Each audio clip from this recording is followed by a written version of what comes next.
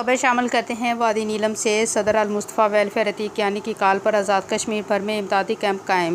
صدر المصطفیٰ ویلفیئر راجن پور میں پہنچ گئے۔ راجن پور المصطفیٰ سوسائٹی کے خادمین سیلابی علاقوں میں پہنچتے ہی خدمت میں مصروف ہو گئے۔